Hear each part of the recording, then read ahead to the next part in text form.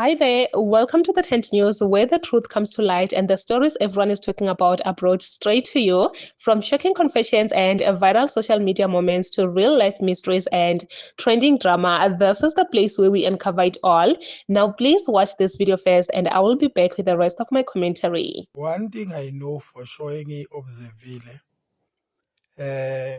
ngecharacter kaMfoka Ndabandaba uPhakela Umthakathi angimelene-ke naye ubhuti omdala, kodwa lana sisiza abantu sisiza abantu la masikhuluma nje la ko-TikTok. Inhloso ayikho into ongayibanga nomuntu ongakwazi nawe ongamazi in person, ongeza ukuthola lutho futhi ngokuthi hlampe uyamlwisa or ayikho nje into ozoyithola. Nawe uyayiphilela la kaphila khona, kodwa izinto sibona nje sizama ukuyi-correct-a la ku-TikTok, suke siyi-correct-ela abantu abasibukayo be-understand-e. Onga-understand-i unabo abanye aba-understand-ayo, uphikisana nawe unabo abanye abantu avumelana nabo. So into engiyi-observile nge-character kaPhakela Umthakathi, he is a typical Zulu. Basho kanjalo abantu abangewona amaZulu uma besho ukuthina. Mina nje nami ngize ngihleke abanye abantu thola ukuthi engihlangana nabo abangezinye izizwe bethena, wena I look at you, you look like a typical Zulu man. Besho kumina babuka nje indlela engingayo. Most of the time kuba ukuthi mina i-disrespect I hate it natural, sengayibona kusukela emncaneni bami, sengikhulile manje, kusukela emncaneni bami I hate disrespect in such a way that I don't know, angiyayizonda nje. Ngibhilivela ukuthi umuntu uyamhlonipha umuntu, ngisho ngathiwa umdala kunaye, ngisho ngathiwa ngesimo somnotho ungaphezulu kwakhe noma ngesimo sokufunda ungaphezulu kwakhe, kodwa umuntu uyahlonishwa umuntu. Futhi lo muzwa wokuba namahloni ukukhuluma into ebheke eceleni nomuntu noma into eyenza omunye umuntu ayifile down, ukuba namahloni, ukuhlala unalowo muzwa, ngicabanga ukuthi lowo muzwa ungawubulali, hlala unawo imihla yakho yonke yokuphila kwakho lowo muzwa lo, wokuthi nje ube nehloni ukuthi uyikhuluma kanjani into eyenza omunye umuntu afile bad, eyenza omunye umuntu azizwe elula, ezizwe ehlambalazekile, ezizwe elulazekile. Uyikhuluma kanjani leyo nto komunye umuntu? There is a law eyashiwo, one of the law esebhayibhelini eyashiwo inkosi uJesu. Yabona lowo law ukube sonke si-complya ngawo, ngisho singawathatha amabhayibheli siwaphose ezibeni singaphinde siwabona amabhayibheli. Masibambe leyo law, I think abantu abaningi bengaba better. Lo ukuthi yenza komunye njengoba ungafisa ukuba kwenziwe kuwena. Ngaleyo law nje iyodwa kungaphela ubugebengu, kungaphela ukubulalana, kungaphela ukuhlambalazana, kungaphela ukweyana, kungaphela ukujelaselana, kungaphela yonke into that abantu abayibiza ngesono noma abantu abayibiza nge-crime, abantu abangayithandi emphakathini. Ngaleyo law nje ukuthi abantu be-comply kuleyo nto, ukuthi fila in as much as ungathandi ukubukelwa phansi, ungambukeli omunye umuntu phansi. In as much as ungakuthandi ukuthi umuntu akhulume kabi nawe, akudisrespect noma ahlebe ngawe, aspreade izinto ey'ngamanga ngawe, ukwenzelani pho wena? Ngoba nawe yinto ongathiwa mayenziwe kuwe ungayivalela endlini, ukhale, ube depressed, ungabusazi ukuthi yonke indawo la uvela khona abantu sebeyazi ngale nto ekhulunywa ngawo. Uyinto engakwenza ukuthi uphelelwe indawo. Yini-ke wena uyenze kwabanye abantu?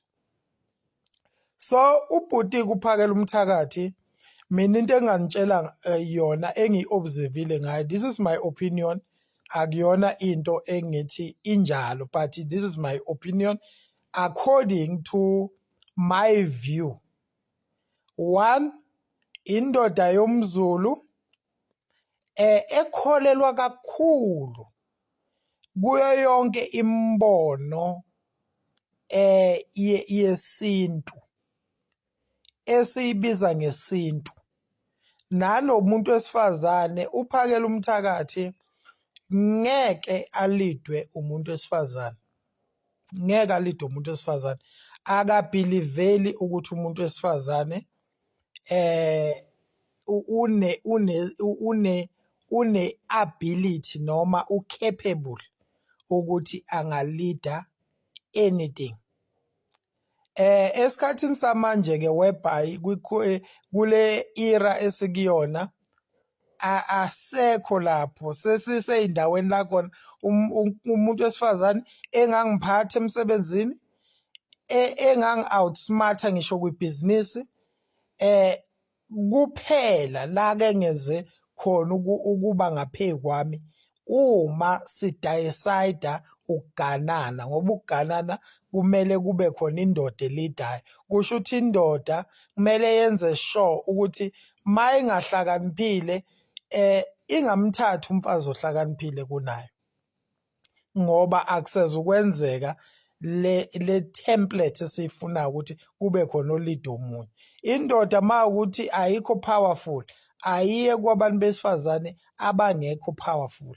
Ma ukuthi umfazi ofundile, umfazi o-powerful, o-powerful, laba esibabiza ukuthi ba-powerful abantu besifazane abazaziyo, lo muntu udinga indoda that is very powerful than her, mkhanathobe. Ngayo ukuthi ayikho indoda engamthobisi, engeke imthobise, ikhona, dingeke powerful kunayo. Uphakela umthakathi kabhiliveli kubantu besifazane, wazi abantu besifazane as abantu abancinyana kubantu besilisa, irrespective ukuthi baganene noma baganene. Mayibuka abantu besifazane ubabuka kuleyo level.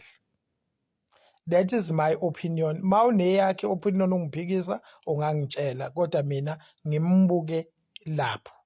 Bese kuba yibo abantu besilisa, wazi ukuthi ngokwendalo yakhe nangokoqeqesha kabe nalo empilweni, ubhetha, ungaphezulu kwabantu besilisa abaningi la eMzansi, almost bonke. Angazi wayitshelwa uba leyo nto, kodwa leyo nto vele ifakwa i-orientation ye-culture yomnsizwa, ukuthi ma uyinsizwa, ma ukuthi usemgangelweni ushaya yonke insizwe emaphambi kwakho, awunalo irekhodi lokuluza, bese ukala impilo ngaleyo area kuphela. Impilo ayikho ngey'nduku, impilo ayikho nje ngey'nduku, akuyona umgangela impilo. Impilo ayikho ngokulusa. Ngeke ngizwe abanye bechoma ngokulusa inkomo, imbuzi, athi walusa. Ayikho kanjalo impilo, ngeke uyireduce impilo, uyireducele kuleyona. So ngangokuthi yena uphakela umthathu is believing ukuthi ungaphezulu kwamadoda amaningi ala eMzansi. Ngisho ebuthweni lakhe uthi uyabona uhahabeza abantu besilisa abakhulile, abaganiwe, abanye babo babahahabeza isinoma isikanjani, akanandaba nabo. Ilento yakhona yesintu yobuZulu ukuthi ma usebuthweni ayizonda inkabi, umuntu okuyena onilidayo engenza nanoma yini aze anithuke. Ngisho olimini lakhe inhlamba kayipheli, awukwazi ukuba yilida ube kakhulu enhlambeni.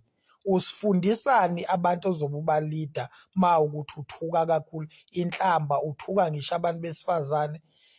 Ilezo zinto engiyibone bese kuba kwesibili, okunye akakwazi ukukala amandla akhe, uvele ayitshela ukuthi wazi yonke into futhi engenza nanoma yini, yonke into kuyena i-possible. Uzayimagine ngisho eba upresident wale country, akawazi usayizi omlinganayo wesicathulo, ubona yonke into engayenza, okuyingozi kakhulu ngoba zonke lezo zinto uzenze nabantu, ngayengcono ubuzenze yedwa. Zonke lawo ma-aim akhe nokukhuluma izinto ey'nkulu uzenze yedwa. Manje uma uzenza uhamba nabantu, urecruit abantu, uzobulala isizwe. Ileyo nto eyingozi ngayo.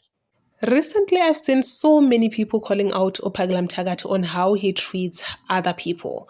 And this man is actually doing the same. He's sharing what he have observed about Uphakelam Thakate, which obviously the very same views that he have is the very same views that other people have, because we all see how Uphakelam Thakate treat other people. You know, he's that kind of a man, as this man said, Ugut, he's a typically Zulu man, but that doesn't give you any right to treat people like they're not human beings. I don't think that gives you the right. It doesn't matter whether you're a typical Zulu man or whichever tribe you come from. And this man is telling the truth when he say, treat people the very same way you would want to be treated. Because I don't think Uphakelam Thakate would want to be treated the same way he is treating other people. Guys, like, I actually saw this other video where that person wrote, Uphakelam Thakate is a bully. Like, the way he is beating other men out there, it's just, guys, like, it's a lot. It's a lot. And I'm glad that people are starting to realize the real him, not what he is pretending to be, not what he is putting himself out there to say, no, I am a man, I'm a this and this. And we saw also how he treats women, which is very bad. And I'm glad, I'm very happy that on that video, I saw men calling him out to say, no, please stop. Do not treat a woman like that. You can't treat a woman like that. The lady, he picked her up and said, leave this place. And he started insulting her. Like, we can all see that you don't have a man, which is something that really shocked me to hear that a man, a grown-up man, is saying that to a woman. He's a man that believes that women should be in the kitchen. Women should not be out there.